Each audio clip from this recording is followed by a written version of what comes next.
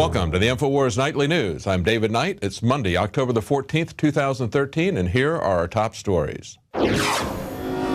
Tonight, domestic opposition continues to gate veteran memorials.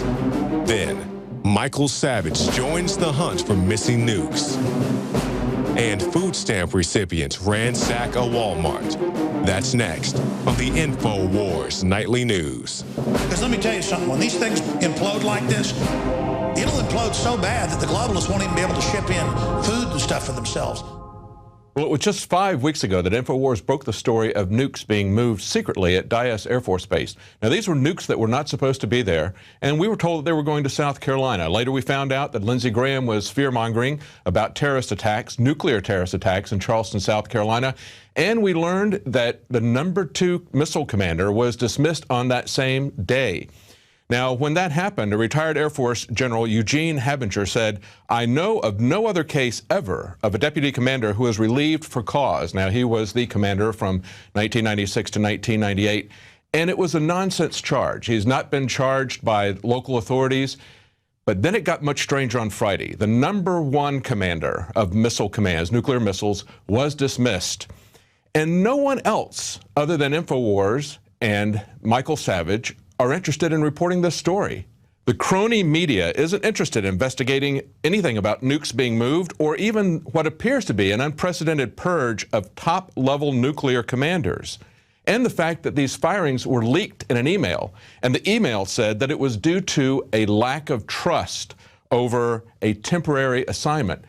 This is a general who's in charge of all the nuclear commands. I wonder what kind of a temporary assignment he might have been on.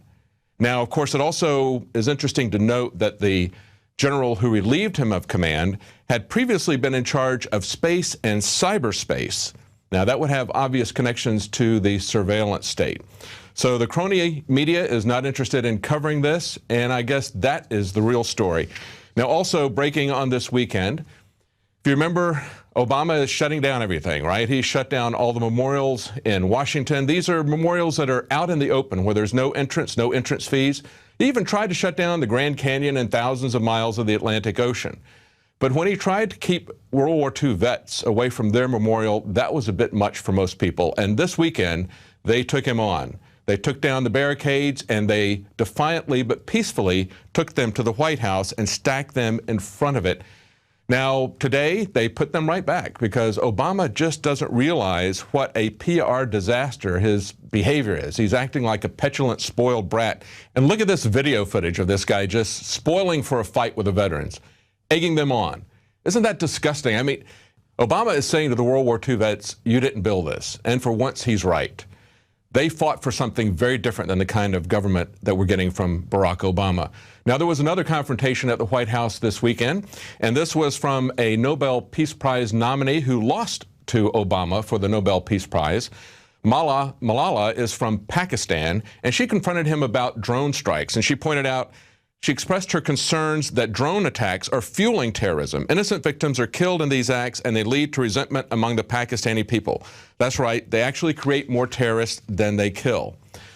Now, we're being warned all the time by the mainstream media that irreversible damage is going to be done to the economy if we don't take care of this next crisis coming up on Thursday, the debt ceiling. This is what they're typically saying. The deadline for Congress to raise the government's limit is 3 days away. Treasury Department officials are warning that if lawmakers do not reach an agreement by Thursday, the government will default on its debt for what is the first time ever with an asterisk. And I say with an asterisk because after the War of 1812, it happened for a brief time. And then back in 1979, because of a sort of technical glitch, it happened again very briefly because Congress delayed raising the debt ceiling. Anyway, this would potentially cause irreversible damage to our economy. An InfoWars article points out it's a much bigger asterisk than Shepard Smith said. The U.S. has repeatedly defaulted on debts. It's not just at the War of 1812. It was the Revolutionary War. It was also around the Civil War on greenbacks, Liberty bonds in 1934. And China is alleging that the U.S. has already defaulted by weakening the dollar. When they print massive amounts of money, if you've got a debt with someone and you decide you're going to pay them back with monopoly money that you've just printed with a fiat currency, that's a way of defaulting. Are we going to allow the government to grow the debt by another 5 or 6%? That's what they're looking for with the ceiling. They're going to use that ceiling. They wouldn't call for it and demand it if they didn't need it. We've got to stop the spending. And the irreversible damage that's being done to this country is not by refusing to go into greater debt. It's by shipping our jobs overseas, taking away labor, taking away our income-producing ability, and now we're going to be transferring away small businesses, local businesses, as well as our wealth with things like the Trans-Pacific Partnership. On Friday, Mike Adams was on the Alex Jones radio show, and he was talking about the unfinished and unusable Obamacare website, and he pointed out that there would be major catastrophic issues if the EBT site were to go down, and the very next day, that's exactly what happened. So what does it tell us about society when we see this happening? How did people react? We saw the EBT card food stamp recipients ransacked Walmart stores. Walmart tried to work with them and tried to give them some leniency to let them purchase things even though they couldn't verify if they had any money on their EBT account. And the story goes on to report that one woman who racked up $700 worth of groceries had only 49 cents on her card. And when the database came back online and card purchase limits were suddenly restored, the card holders abandoned their full carts and just walked away. That's why you should be concerned about the kind of fragile infrastructure we have and the kind of moral conditions that we have here in America.